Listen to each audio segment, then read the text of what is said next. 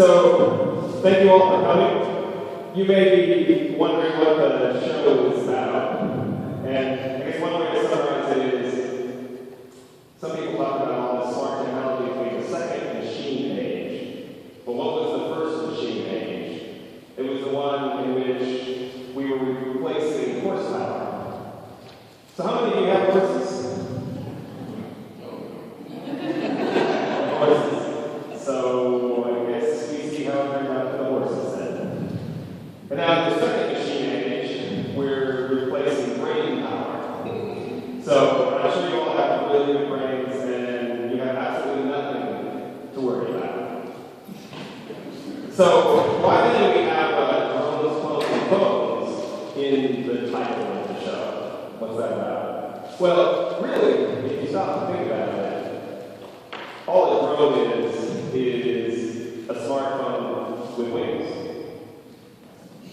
As Mr. Prescient is demonstrating for you right now. And what is a clone but a smartphone with arms, legs, and hair? As Mr. Belmonte is demonstrating for you. And what is an unmanned submersible vehicle? It is just a smartphone with fins, as Michelle Lehoff is demonstrating for you now. And what is a smart vacuum cleaner? It is just a smartphone with size, as Mr. Scott Lehoff is demonstrating for you now. And what is a smart refrigerator? It is just a smartphone with a very cold heart. As Ms. Nancy Webb is demonstrating. And what is a smart missile? It isn't just a smartphone with a really hot rear end. As Ms. And what is a smart stove? It isn't just a smart phone with a really hot gun. That's Mr. Dan Hopkins is demonstrating to you now. Mr. Dan, let's give a special welcome to him. And what is a smart deep freeze? It isn't just a smartphone filled with ice.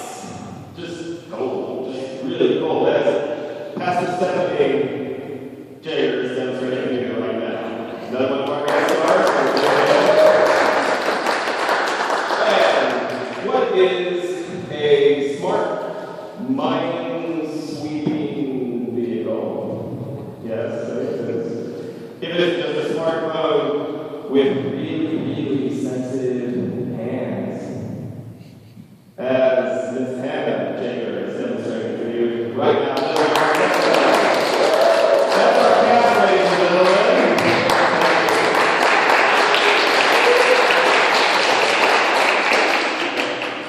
Well, now we'd like to turn to the smart home of the future.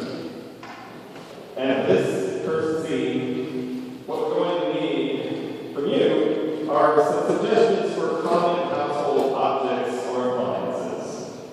Any at all? Toaster.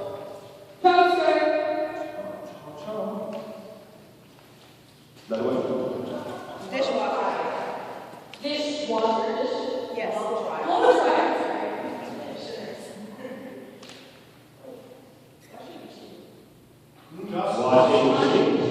Washing machine. Hot plate. Television set. Seltzer maker. That we're smart objects now. All right, and then finally, what we need from you is a suggestion for personality with these smart devices. Arrogant. So we now take you to this smart home of the future with a bunch of arrogant, smart appliances and objects.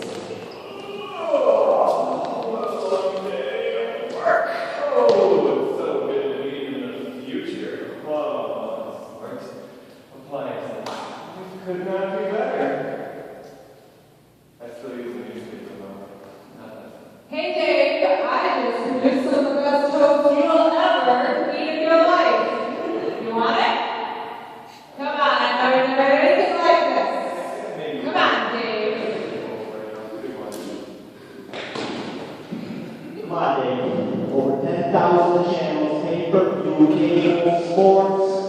What are you doing? What are you going to do like that? Come on. You're not doing anything. You kidding? That's all?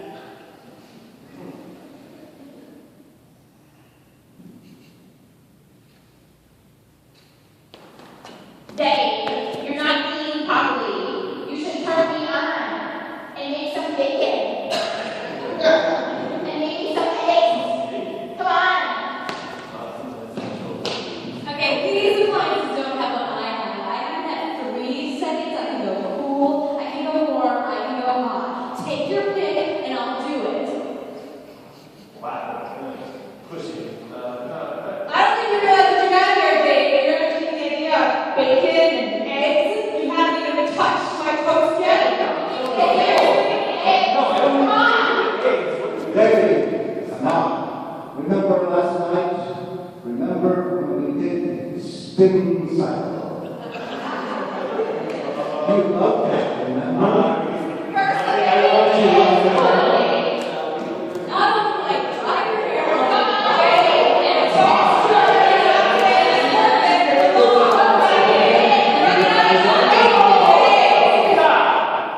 I know what you did last summer.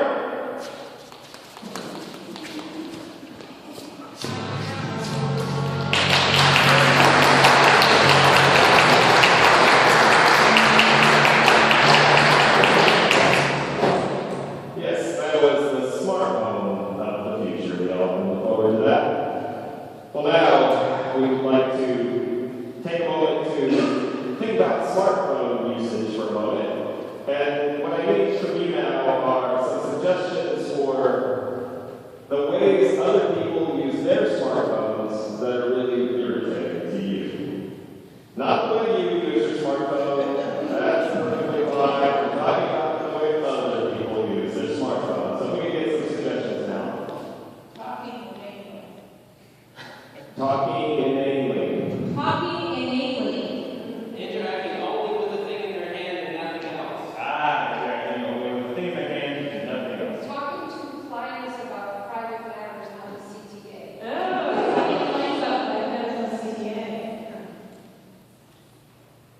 listening to their music loudly. Listening to music loudly. Things they say loudly. Playing the music loudly. Singing to music loudly. Loud arguments. Loud arguments. Texting while Texting while driving. Constantly checking the phone while you're at dinner. Constantly checking the phone while you're at dinner. Playing loud games. Playing loud games. Using the phone when you're in front of a cashier. Using the phone when you're in front of the cashier. Okay, great. So now what we're going to do is we're going to play a symphony of smartphone user criticisms.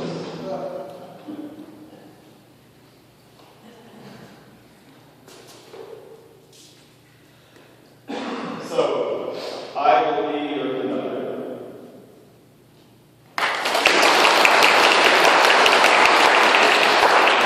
And first we would like our symphony to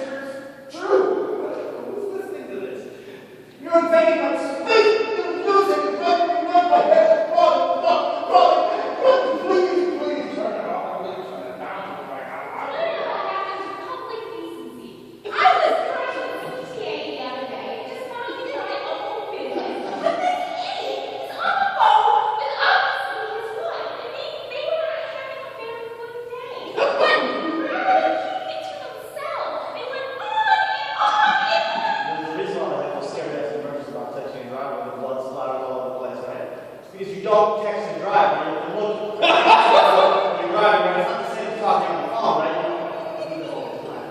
You know, it's bad enough that people feel the need to carry on personal conversations in public places like the CTA, but I keep hearing these private ones.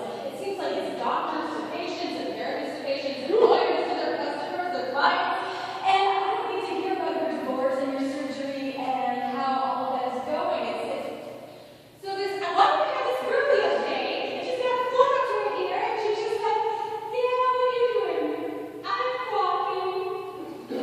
Now it's 6:57. What are you doing? "Yeah, I've been walking." Are you serious?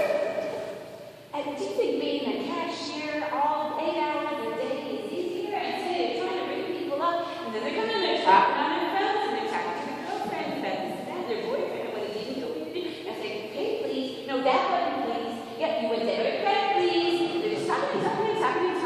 It's ridiculous. Yeah, it's like, you know those guys that sit there and are staring at the lap the whole time? Used to just be small boys, and now it's everyone staring at the lap the entire time. It's like, if you don't get that email for 5 more minutes, the whole world gonna enter. Are you freaking Jack Bauer? Come on!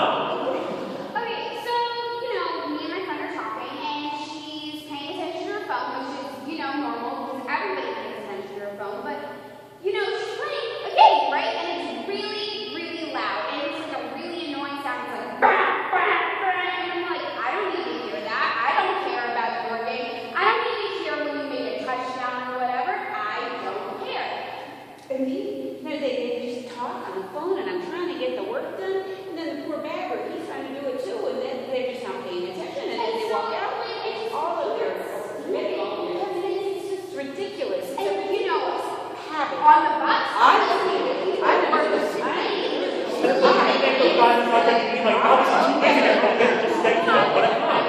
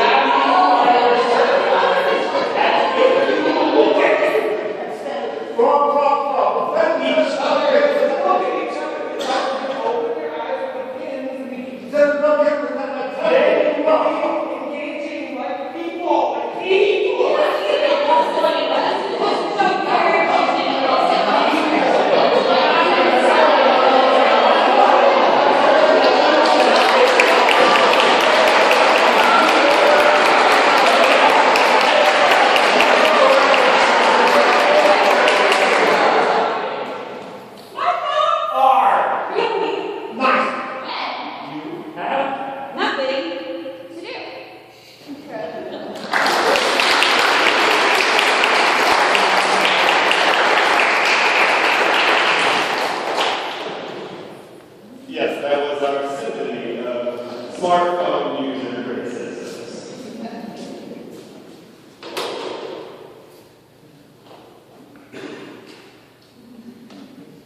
All right, so now we'd like to move on to the subject of prosthetics.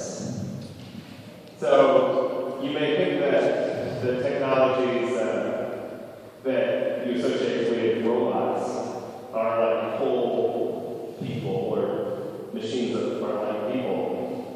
But in fact, sometimes they're just parts. So, what we need for you for this scene are suggestions for parts of the body that could be replaced by a robotic prosthetic. Leaving aside the naughty private bits that will not hear. So, could we have some body parts, please? Leg. There, nose. Tongue. Hair. Lungs. Hands. Ears. Appendix. Come on, we can just make that up. Okay. Appendix.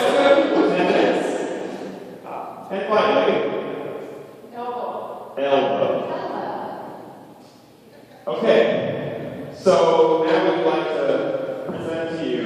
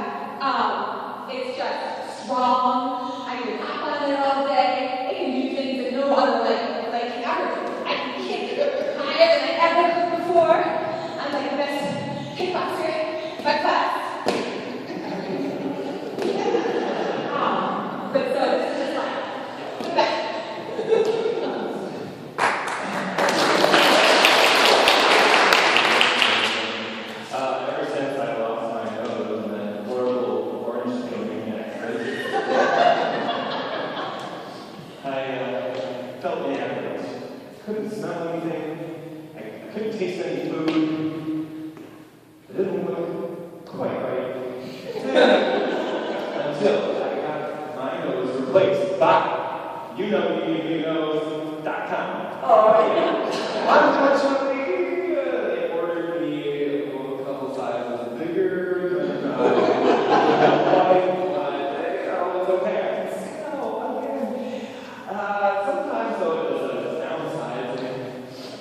Smell, for example, too much aftershave. And usually your pets are just the hair. Clean off your clothes before you leave with lint rollers. And unfortunately, yes, we have too much garlic for dinner. It's kind of burning. This is a little bit, but no, it's really nice.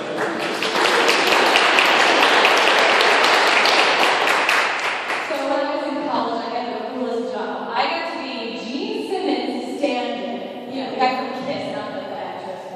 Anyway, and so what's he most famous for? The whole tongue thing, right? But one night they throw me out there on stage and my tongue just goes completely numb. I mean, it's essential to be able to do that if you're Gene Simmons' stand-in. So thankfully, I was rushed out to the hospital because that's important. And I got a prosthetic tongue, and now I can do a four-leaf clover and we're really cool better. I'm really cool better now. I can't really control how much weight goes in my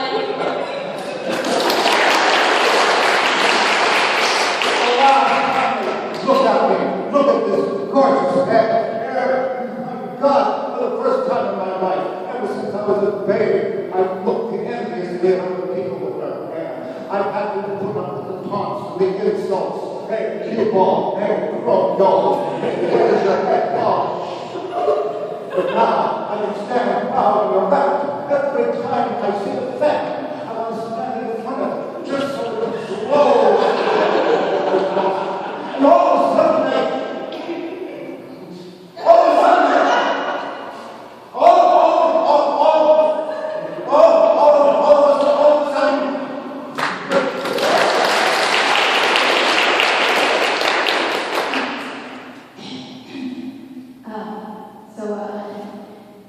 when I was 8 years old, my mother was married there and he had smoked a whole pack of cigarettes. Needless to say, probably only 8-year-old kid that got anything.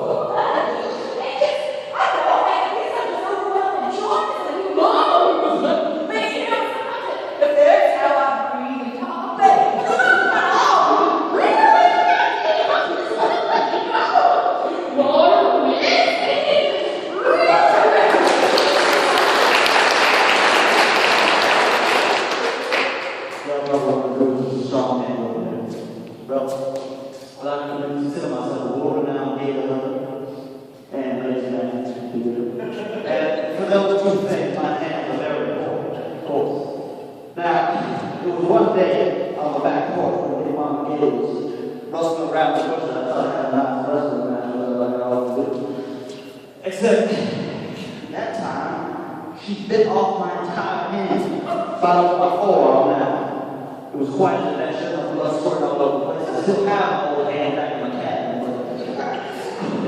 They hooked me up with this new hand, you see. Stronger than ever now, I get so many compliments on this thing every day. There's no game can withstand this enemy.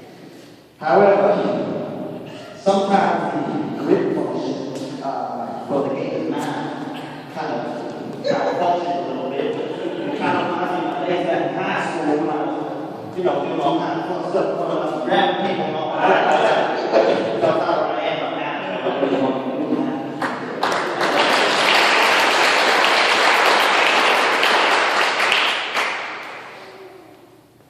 So when I was a kid, all the other kids called me egghead. It's not that I think I was actually born without ears. So anyway, there's this new service out. It's called Here Today, Hope Tomorrow. Ordered myself a new set of prosthetic ears. They can go up with the ears. They can hold them in quarters if you want. Although I do have this thing not really.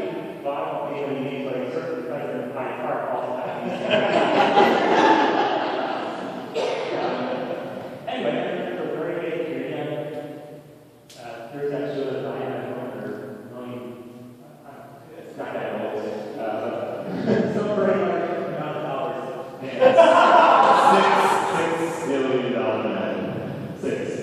Well, $8 million just for inflation. Even really far away. I think someone in Wisconsin tortillas ready. So, look at this little lifetime supply of Advil. Very important to have a picture of that. I'm really waiting for version 2.0 to come out.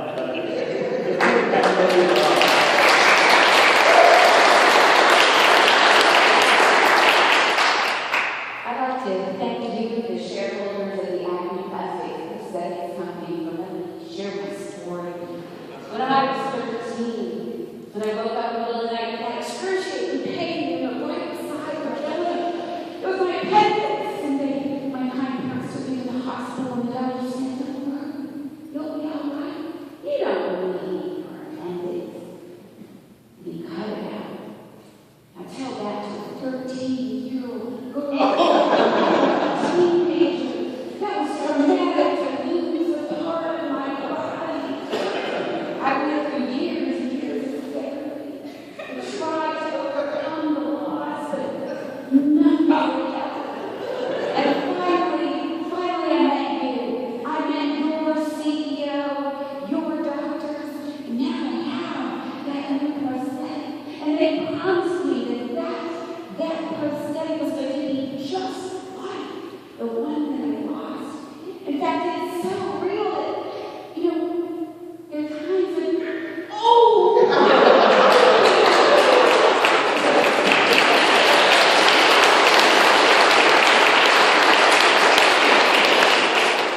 Last year, I was walking down the street.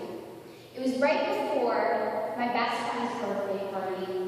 I was walking down the street because I really wanted to buy this dress down in Akira, over there on 53rd. Anyway, so I was going there, and some lunatic, he decides that he's going to trip me because he's not focusing, he's focusing on his smartphone. And so, he trips me, and I fall straight on my right elbow. The doctor said that they couldn't save it. And so, the next day, when I went to my best friend's birthday party, turns out nobody was there because they all decided that they didn't want an elbowless friend. And,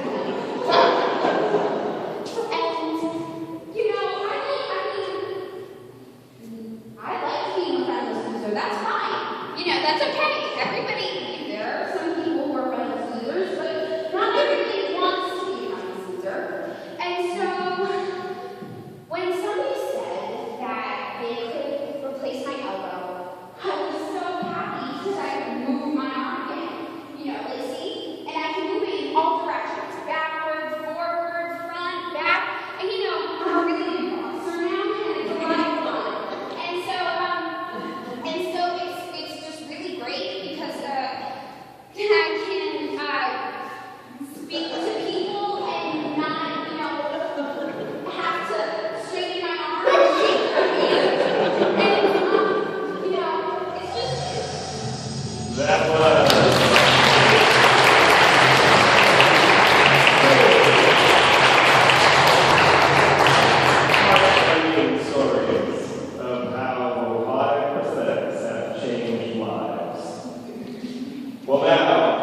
we would like to present to you a show that we like to call Inside Science. For this show, we're going to need one more suggestion from you for a part of the body that could have a robotic prosthetic. One more. Eyes. And so now we're pleased to bring you Inside Science with a leading expert in the robotic prosthetics of eyes.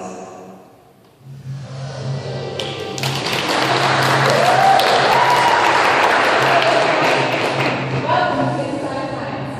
Today we are so pleased to be here with Professor Henry Newball. He is here to tell us about his brand new prosthetic, his latest model. What's it called?